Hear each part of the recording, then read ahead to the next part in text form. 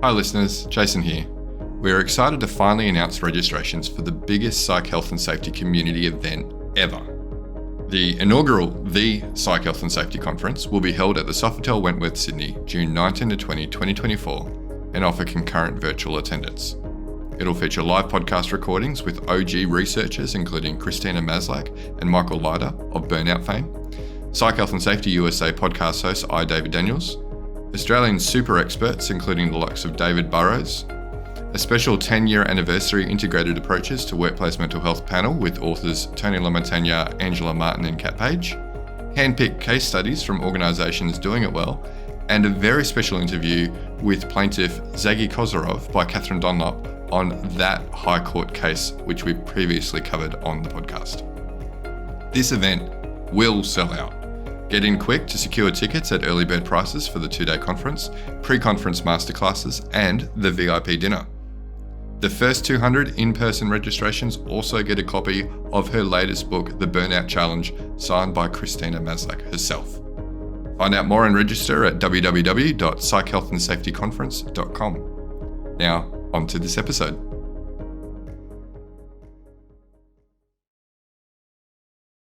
Every organization produces a culture based on the people and systems in the organization, but culture also affects the organization and the people in both expected and unexpected ways.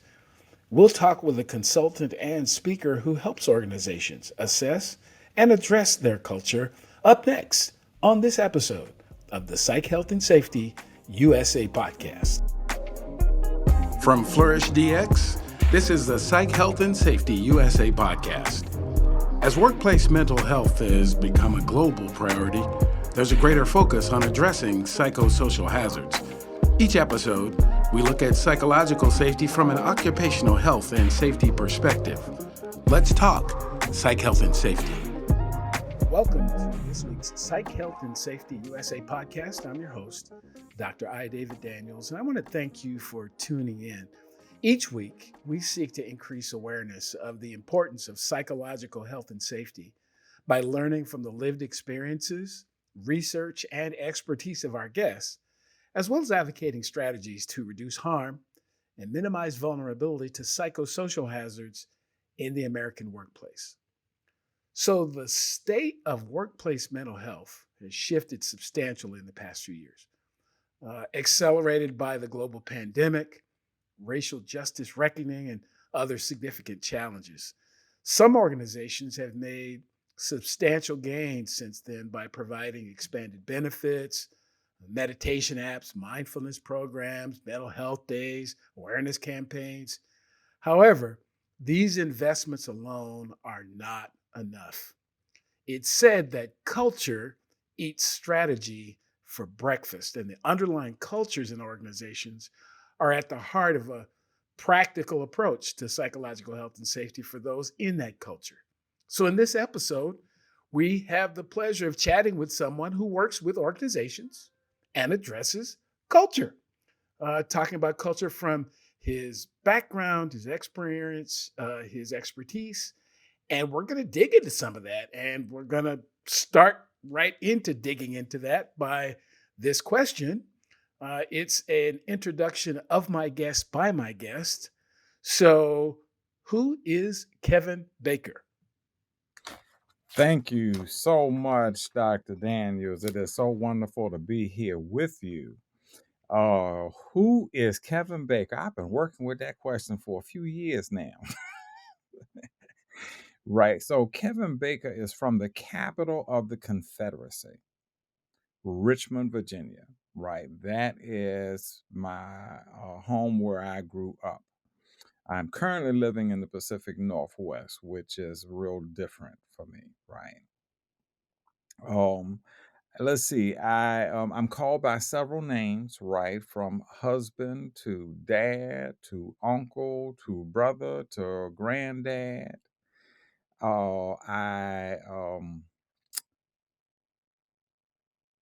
What else? I have I have several lines of kinship in this, right? In the sense that I have descendants who were enslaved Africans. I have descendants who were free Africans in this country. And because of that line, I could also join the Sons of the Revolutionary War, as that line of family that I know of has been here since the early 1700s. Right. And what else? What else about Kevin? My first degree was from SU. Now, not Seattle University, where I'm currently an adjunct professor, right? But Street University, right?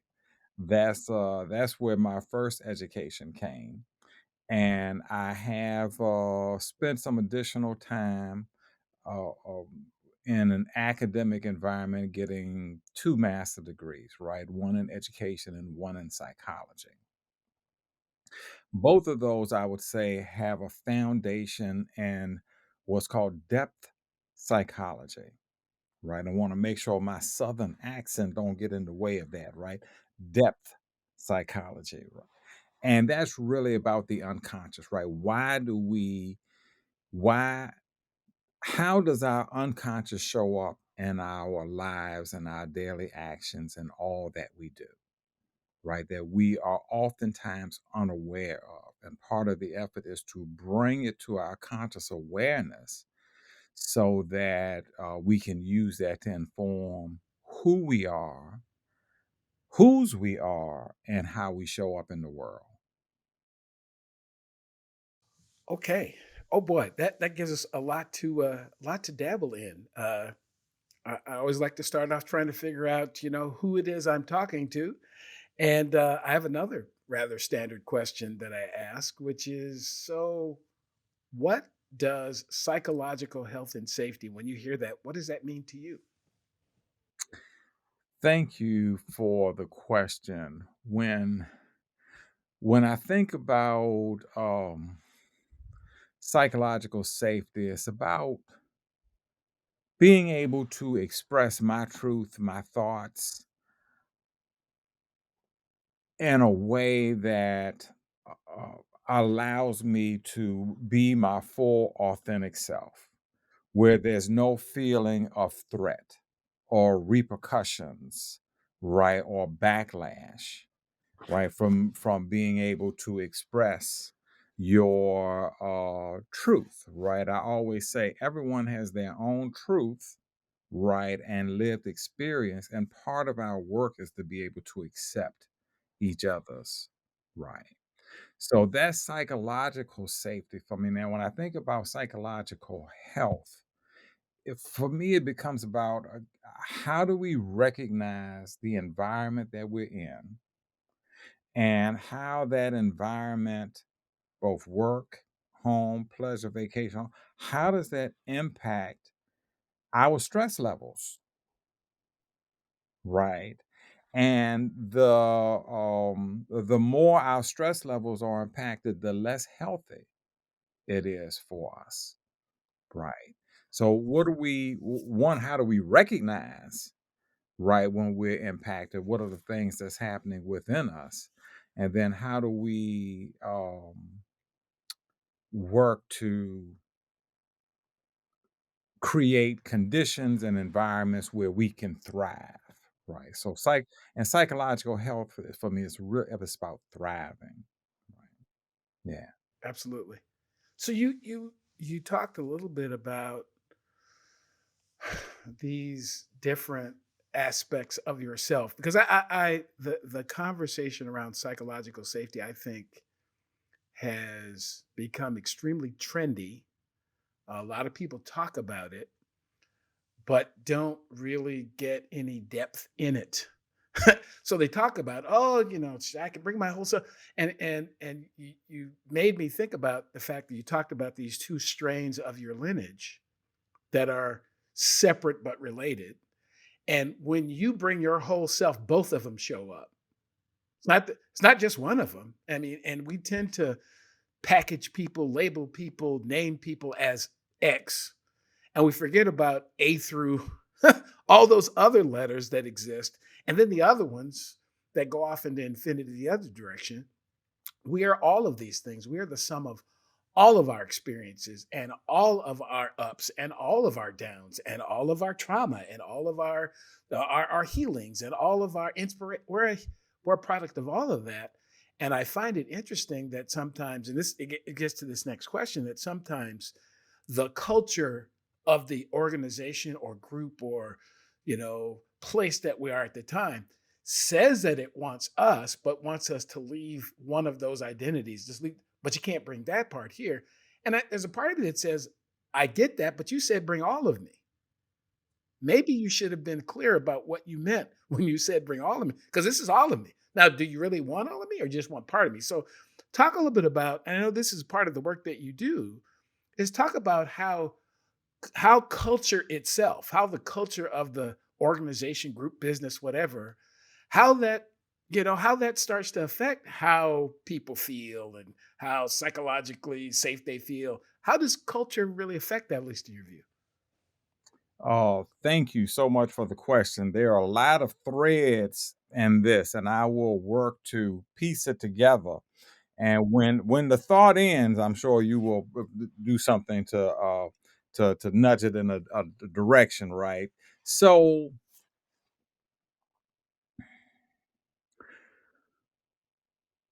a term that I use is white normative behaviors, right? We're living in a racialized society where race was one of the ingredients that went into the batter. If we think about the United States of America as a cake, right? So a cake requires different ingredients, right? The country is 200 and some years old, right? Being born in 1776. Yet, white people were here and having an impact on the environment, right, before then. So when this cake was made, there was racism, there was sexism, there were all of these isms that were present in how people were operating, right? And it's not only here; it's other parts of the world that have been impacted by enslavement and colonization, right? So oftentimes when we come to this work environment, we're talking about people being in those environments that have gone through hundreds of years of um, acculturation, right, into this thing called whiteness. So then when us as people of color or black people enter these environments, right, we want to bring this other cultural part of us into the environment and often finds that that can't survive. Right. So when we think about this thing called whiteness or white normative ways of being, right, and that shows up in an environment, and then we, through this society, through education and all of these other things that we participate in, work um, to make us assimilate and acculturate, right, into the waters in which we're swimming, right. I will generally ask people, does a fish know that it's wet? Right. And so the work of changing culture is one to be able to take like food coloring and drop it in the water so that we can begin to see the culture that we're actually operating in. Right. And then, so if we think like on a societal level or a social level of culture, of how we assimilate and acculturate, and then if we think on a deeper, um, let's say, cultural, ethnic base, um, culture of how we show up, right? What are the things that's deep down inside of us that impacts how we show up in the world, right?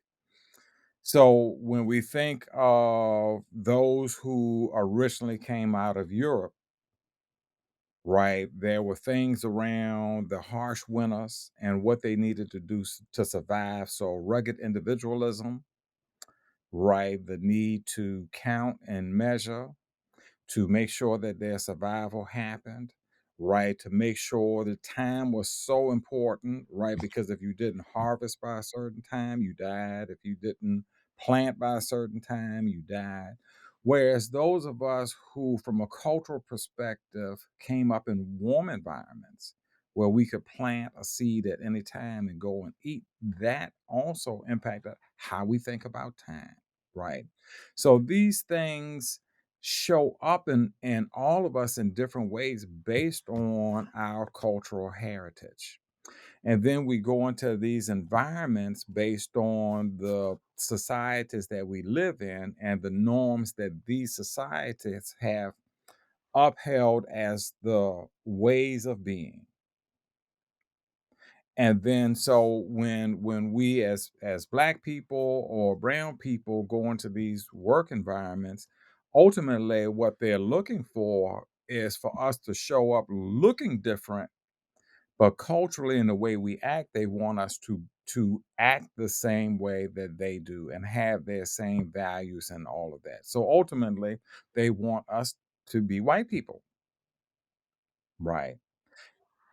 And that goes as I mean, a lot of it starts in school environments, right? And one of the things when I've done educational advocacy that I said is the goal is not for black and brown people and other people of color to be better white people, right? And that's when it starts. So we go into environments, we want to bring ourselves in, and then ultimately we can't survive in those environments, right? Because the cost of assimilation and acculturation can get rather high. Wow. Wow.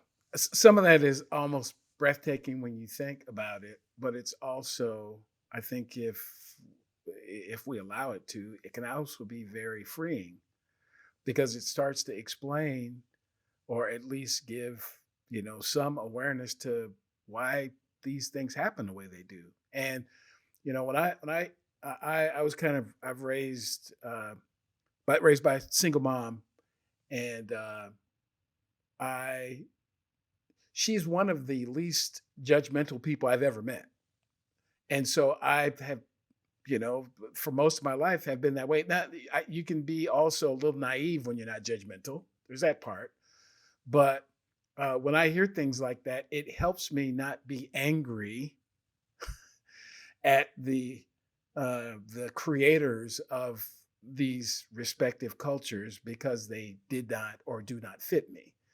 I want to believe that it is not always being done out of malice. It's being done because it's normal for you. And it's normal for you. The issue is it's just not normal for me. That's where we start to have the struggle is I'm not saying that your culture is bad, wrong, insufficient, any of that type of thing, but neither is mine. Absolutely. Neither are my, cultural background. So there's nothing wrong with either. They're just different. And it's if we're going to do something together, we have to figure out what's going to work out for us, not you telling me what's going to work for you and expecting me to go along with it. Absolutely. Absolutely. Which is the important part about bringing awareness and putting this coloring in the water because the thing about white cultural ways of being is they have been purposefully made invisible, right?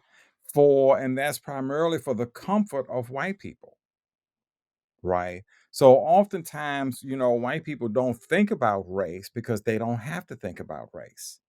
We think about it because we have to deal with it, and in their absence of knowledge, right, creates a vacuum in which we have to operate, right? So part of the issue is a lot of it is not in malice, right?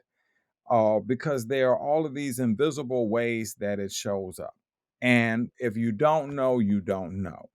So part of my work is to bring this awareness that this is the culture in which we're operating in, right? We can talk about it, how it harms people of color, right? but we also have to also recognize that it harms white people as well. Right. And so it's this awareness that then can perhaps motivate them to look at it and think about how is it showing up? How is it harming me? And what is it necessary for us to change? Right? What's necessary for us to do? And as you said, it has been made the standard, right? Which is the standard is high, right? So here it is here, and they have through media campaigns and other ways of being, right, said that other cultural ways of being do not have the same value. I'll dig into that a little bit further. Even the the assertion that that normative type behavior, that standard is higher, is an issue. Because higher than what? Who Absolutely. determined? So I used to do construction, and one of the things that we used to do in construction is find a datum point, find a point on the property or point on the location where all the elevation was set from that datum point. So who is it that decided that this is higher or lower than that? Who? And again, my view is they are simply different. To suggest that, and this used to come up, when we talked when I was in the fire rescue service about uh, the ongoing issues that the service has with recruitment of women. That and people and you hear this in a lot of other industries. Well, we don't want to quote unquote lower the standard. Who says you're lowering the standard when you're simply making the standard more applicable to the people that you said you wanted? Who said it was higher? Who said it was higher that you're getting your back hurt and you're getting burned and killed? Who says that's higher than those of us who don't want to do that? And one of the things that we hear often is, well, we're going to have a rigorous process, right? And when I hear that, I'm like, okay, that's the weed out, right?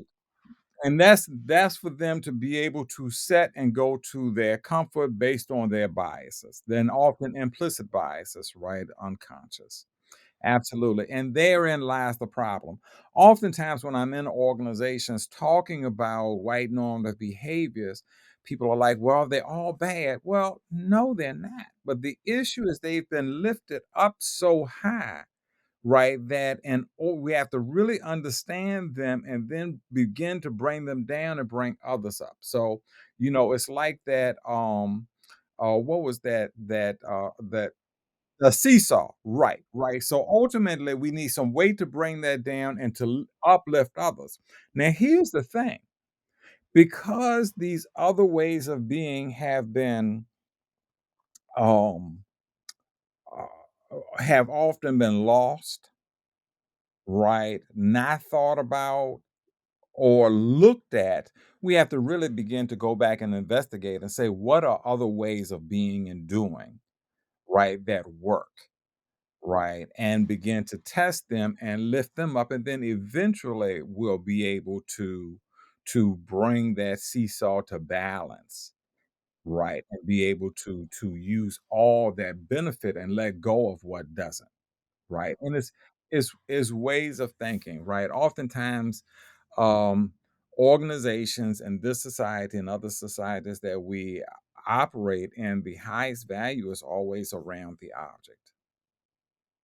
Right, and the acquisition of the object, which is one of white people or white culture's highest values, right? Whereas other peoples have other values, right? Relationship, interdependence, right? These things that uphold us. Now, one of the things, given the conversation that we're having when we think about psychological safety, right?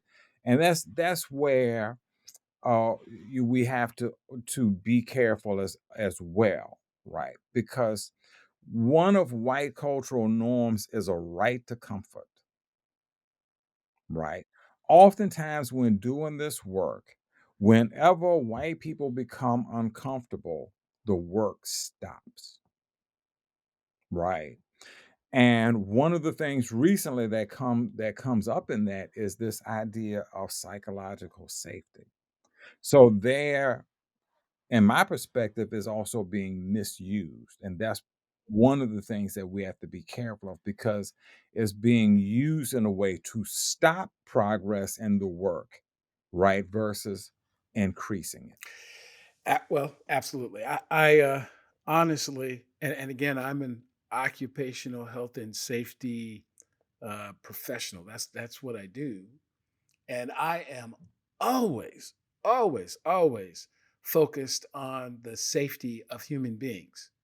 But here's the yeah, but it's the safety of all the human beings, not just some of the human beings. And again, I mentioned this before, and it bears repeating that when the Occupational Safety and Health Act was passed in 1970 by the 91st Congress, only 2% of the people who signed off and put that into law were women.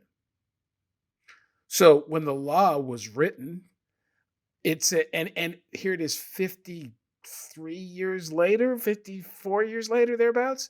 Um, the law still says his work, his employer, his why?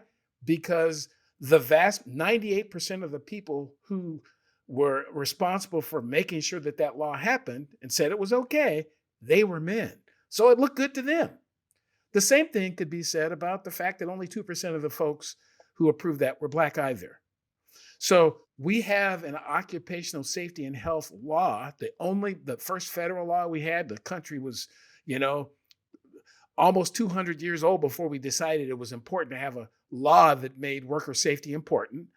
But when it was passed for and by only one group, and the other people were kind of left out because they weren't in the room when the cake was being baked. They didn't get their flavor. So, I continue to repeat that because we can't.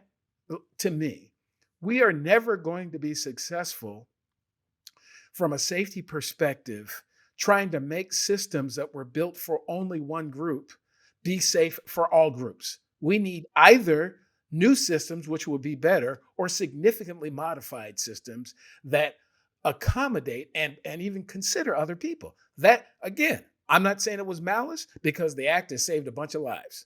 But, today, and this episode will be in the air in the early summer of 2024. It'll probably still be the same way that a black worker has a 40.5% higher chance of dying at work than a white worker does. That's not because there's some bad people out there, but it is a system that doesn't consider the safety of everyone because it wasn't built to. Absolutely, absolutely, and to change the system, because this is one of the things that we hear often, right? Well, we need to change the system. One of the things that I work to have people recognize is that systems are made up of people. And if we want systems to change, people have to change. We have to change our beliefs, our behaviors, and our mindsets, right? And how we show up, which means that personal growth and development is necessary. Right. So there we have to deal with the cognitive dissonance that often comes up with the fact that, or believing that I am a good person and yet I participate in systems that do harm. Right. And because Right, and because I believe that I'm a good person, I refuse to look at this, right? So I don't look at how I'm showing up in these environments. I was working with an executive at one time, white female, and she was upset because she had been tasked with changing policies and procedures, right, or updating policies and procedures. And her comment to me was, that the policies and procedures was just based so much in racism, right? And she just did not look forward to the task of updating them. And I'm like, well, wait a minute. Based on your knowledge and understanding and how you have embodied these principles of becoming anti-racist, bring that lens to doing the work, right? And that embodiment to doing the work so that you can change these policies and procedures so that they are no longer based in racism, right? And it clicked for her, right? Because that thought had not come up, because often we don't see our how our personal shows up in the work that we're doing, right? And that we all have the personal willpower to do things differently, right? Do you need more psych health and safety in your life? Then head over to the Flourish DX Academy for several free on-demand e-learning courses. If you're an internal professional, follow Flourish DX on Eventbrite to register for any of our free fortnightly interactive webinars. Our flagship professional practice program is also exclusively available for internal professionals. The 12-week course blends theory, applied practice, and interaction with other professionals through live lectures and a monthly community of practice session. Find out more about all these learning opportunities or inquire about a bespoke in-house training at the Flourish DX Academy. www.45003.org. Now back to this episode. So another kind of question I had, and it's kind of come up a little bit, but can you share a little bit about at least your thoughts around how historic and personal trauma can impact the entire culture of the organization? Absolutely. Absolutely. Thank you. So when we think about historical trauma, right, cultural trauma, when we look at descendants of enslaved Africans, right, and the impact that the trauma that happened to one of my grandmothers or grandfathers, 100 or 200 years ago have an impact on me, right? First, that was questionable. But through epigenetics, that has been proven to be an absolute fact, right? That they have even gone as far as identifying the gene, right? And how this shows up. So we know that trauma can be passed generation to generation to generation. Now, one of the things that as I mean, I think as Black people, we know this, right? Because I know if I'm driving down the street and a police car comes up behind me and I'm doing the speed limit, I immediately take my foot off the brake. That's trauma, right? So this has happened generation after generation, and it impacts who we are and how we show up every day, right? Now, when we look at post-traumatic stress disorder, right? That really came into existence looking at veterans and those who participated in the military, and then began to, then the Jewish people began to look at it from Holocaust survivors, right? And then because of that work, we're able to apply it to those who, the descendants of enslaved Africans, right? So we can say that if this, over the course of 10 to 15 years that this happened, this impact happened on Jewish people, right? Then let's multiply that by 400 years, right? To think about the impact on enslaved Africans, right? That show up today, because we have only been out of that condition, for a few years. Now, the when we think about trauma, it states that one traumatic event happening in your life can impact the rest of your life, right? So if something happens to you at the age of 12 or 15 or 8, right, or 20, then that can impact the rest of your life, right, and your development. So just imagine if you not only experience one event, but you experience an event daily, or you witness an event daily, weekly, yearly, every 10 years. I mean, right, that this is just happening constantly. The psychological impact of that is just absolutely astounding when you think about it, right? And I would just ask the listeners to just do an activity, an exercise to yourself, right? Just close your eyes and sit back and imagine seeing or witnessing a traumatic event, and then imagining that happening every day for years, for 10 years, and all of that, right? And then the impact of that on environments. So with that, so they said that one event can impact. And then if you experience two traumatic events, it then becomes complex trauma.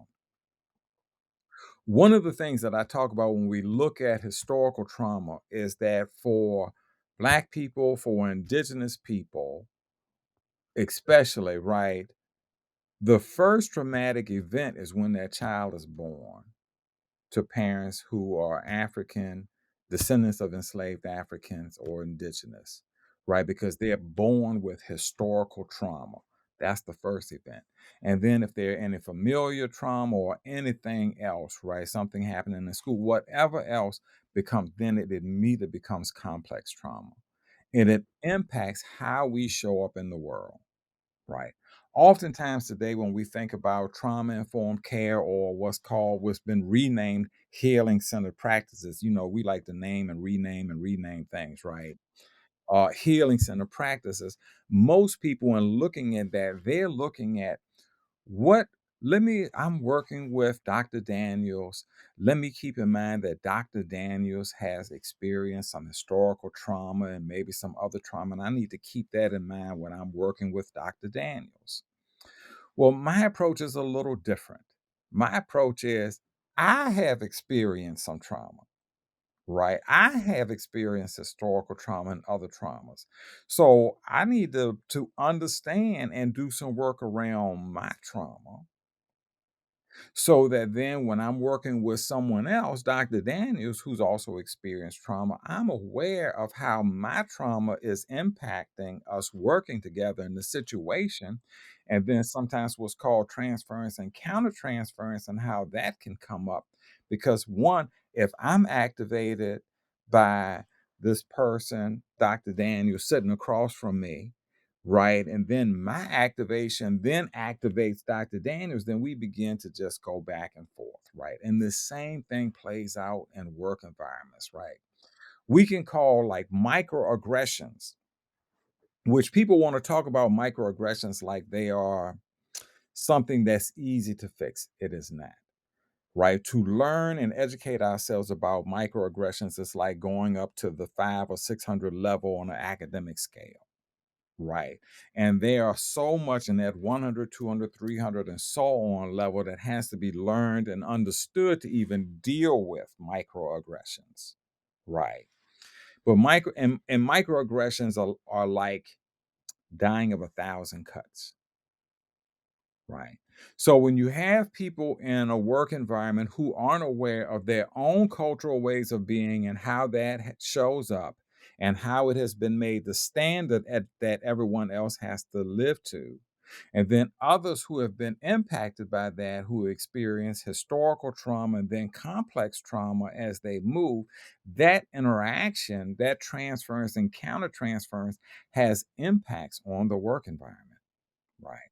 Now the question is, along with white people with understanding how they show up culturally and how that has been made a standard, there's also a desire or a need for us as people of color, or the term BIPOC, right? Black, Indigenous, and people of color, to also be able to look at and understand how is trauma impacting us and showing up in us.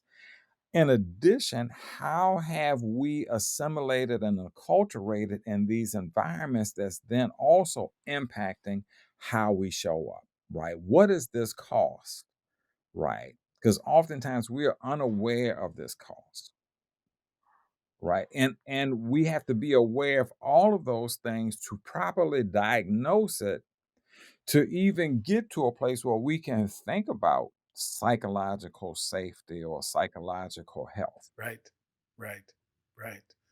Yeah, it's when you were making that analogy, it made me think about sometimes you set up these auto pay situations with your bank account, your credit card, what have you, and it's as if you have an auto pay and you don't even know what the amount is. The money's just leaving because nobody's ever counted up the cost. So you wonder why there's nothing there.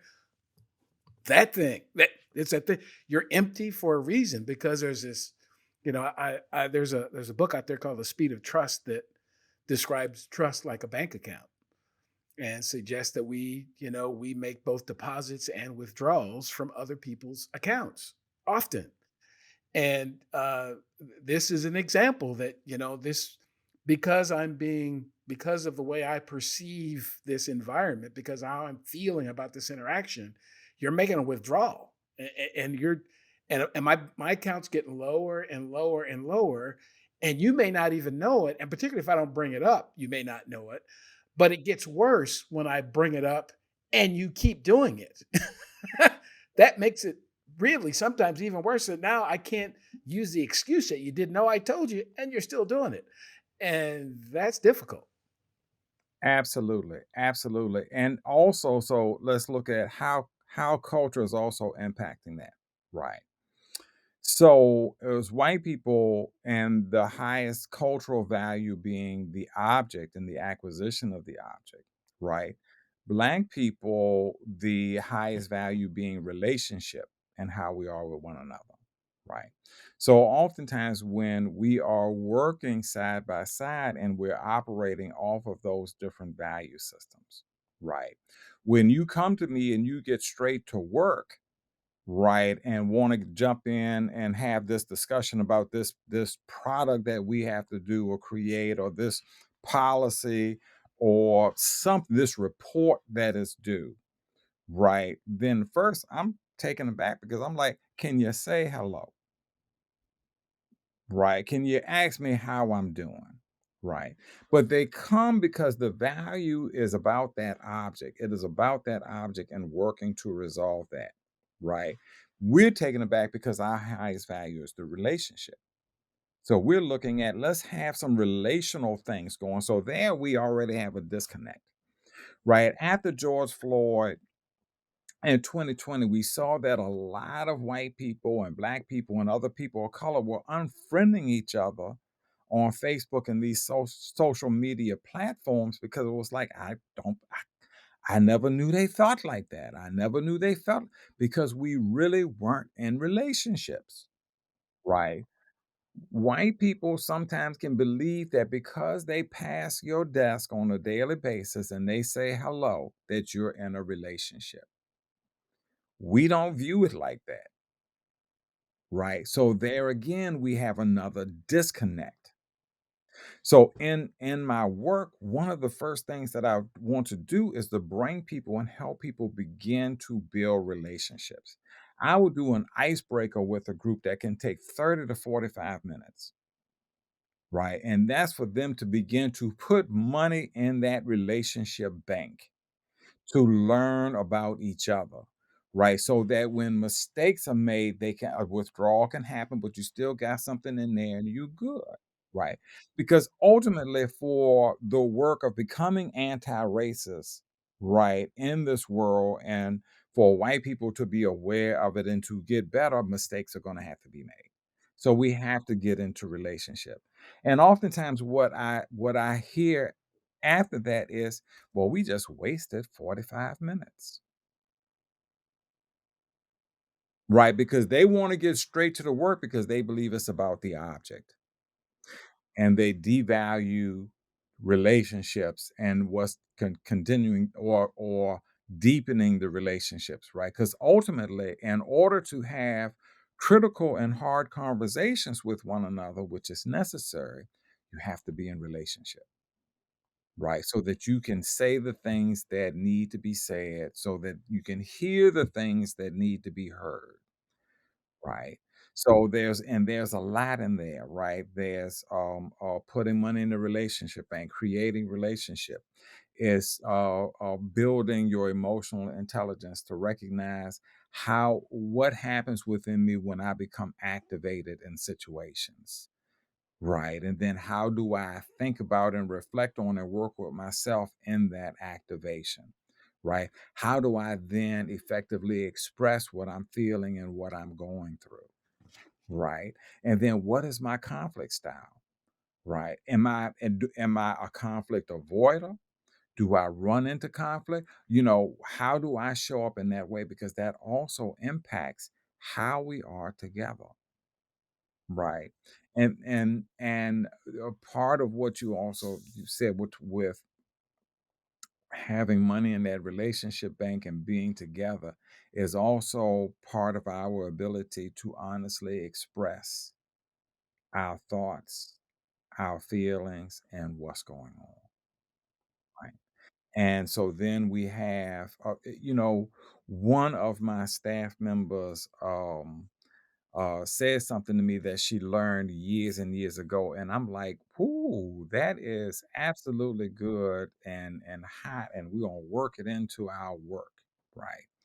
And what that is that, and I can't give the source because I don't know the source, right? She got this back in the 90s, right? Is that white people are peace first and then truth. Meaning you it has to be a peaceful, calm environment, voices can't be raised or anything like that for us to even get to a point of talking about truth, right? Black people are truth before peace, meaning we gonna establish the truth and talk about that, and then we can be peaceful, right? But we gonna get to this truth first, right?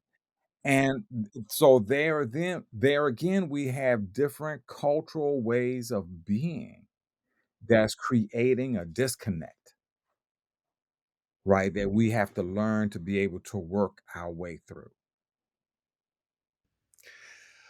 Oh boy. Well, let me see if I can, uh, as difficult as it's going to be, bring us to a bit of a wrap with this kind of final topic I want to dig into.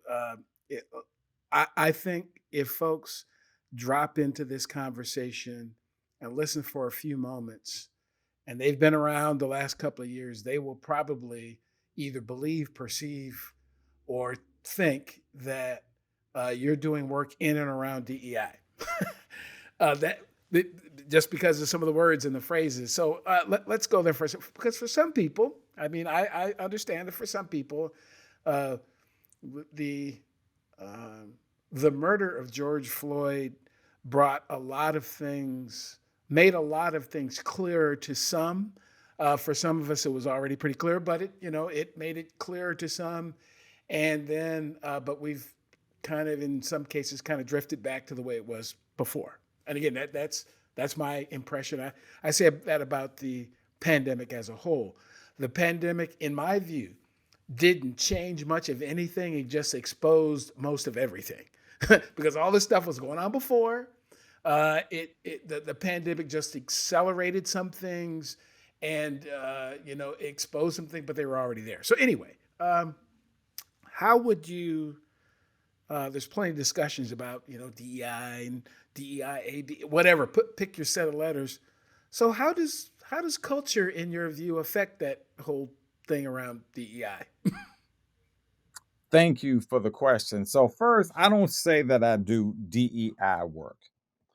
I do what I have termed ready to be, right? Race equity, accessibility, diversity, intersectionality, inclusion, and belonging, right?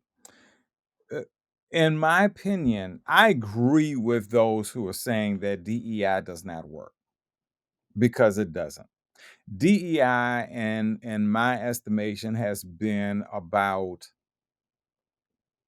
people looking different in work environments. And oftentimes, people through these DEI efforts have hired Black and Brown people that go into work environments, and then ultimately they leave that work environment overstressed, overtaxed, all of that, because ultimately they're not dealing with the culture of the organization and what shows up there. It's just about bringing more people in that look different. Right. And in some aspects, not even thinking different because, one of the things that we've heard growing up in Black community is all skin folk ain't kinfolk. Right. And that's about the fact that we all don't think the same. And there has been this assimilation and acculturation that has happened.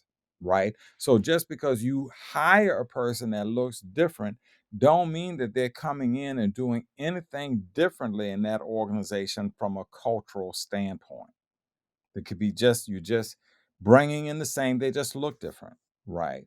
Whereas what I do with Ready to Be is all about the culture and the environment, to create an environment where people who look different and think different and with different access needs can come in and actually thrive in those environments, right? Which is a harder conversation. One of the things that I find often is that first off, people other the work. They say that it is them, it is not me. Right. That right there's an issue, right? Because we all have to do our own and look within. The other part is that we often don't have the emotional development that's necessary to be in those conversations when we hear things that will activate us in a way, right? So how do we bring these awarenesses to this um to creating environments in which we can thrive? Right. Right. So DEI, great idea. It has helped a few, right? And it has not done a lot to change work environments and the customs and habits that happen in those environments. And that's ultimately what we have to get to if our goal is for all people to have psychological safety, right, in these environments. Oh boy, that is a wonderful, wonderful, wonderful way to conclude the conversation because you just nailed it right there. That I honestly believe that you will have no issues around inclusion, belonging, any of those kinds of things. But pick your word, diversity, equity. You'll have no issues when everyone feels safe in that environment. Everybody, not just somebody, but everybody. Absolutely. And Absolutely. to do that, it requires work on the culture. It just requires it. Because as I say very often, I do everything perfect for me. And that's where it stops. Because as soon as I involve somebody else, it's not perfect for them. It's just perfect for me. And now you and I have to determine what's going to be perfect for us. You can't, I can't assume, and you can't either. we, Absolutely. we don't know. And just because we may look alike, sound alike, been born in the same place, we're still different people. We've got different experiences, different trauma that we've been exposed to. And we have to work on that together. We really do. So, for those who have been hanging out with us for the last few moments, almost an hour, and they've been energized, enthused, and are even more curious about Ready to Be, about the work that you do, please share a little bit about how folks can, can get more, can contact you, can hire you. How does that part work? Thank you so much again for the question. So I would encourage people to go to my website, www.thebakerconsulting.com. Right. That's thebakerconsulting.com. And um on the bottom of it is a place for folks to sign up so that we can get their email address and they will begin to get correspondence and they can reach out to us in that in that way as well as email me, right, at Kevin at thebakerconsulting.com. Absolutely. Absolutely. Kevin, thank you. This has been not only enjoyable but refreshing to hear your sage advice and words about just culture in general. I've really enjoyed our conversation and anticipate we'll be having others because I see some alignment in our thinking and alignment in these interests that we have to make sure that again, all of these social gatherings that we call work, they can be safe for everybody, but it just takes work to get there. It's not, doesn't happen automatically.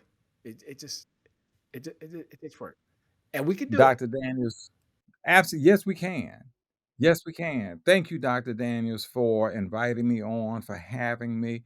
I would love to do more because this is a lot of work, and it is hard work, and it's hard for all of us. And ultimately, that goal that we all aspire, right, for us to live in a more better world, right, a more better society, more better work environments and places in which we all can thrive is the goal. Absolutely. So, if you're watching this episode of the podcast on the Flourish DX YouTube page, please do like, subscribe, and share. Get the word out about this podcast and about this message that we're trying to share with others. If you're Tune in watching each or listening to Friday the podcast for new the first episodes time, of the Psych welcome. Health and Safety I hope USA something that podcast. you heard If you have a will story cause you to or know of contact one that future needs to be previous told, episodes of the reach out to podcast us on and LinkedIn or send an Psych email Health to and David Safety at USA. id2-solutions.com or go to the Flourish DX website at flourishdx.com. We'll see you next time. Thank you so much for the gift of your time. Until next time, on the next episode of the Psych Health and Safety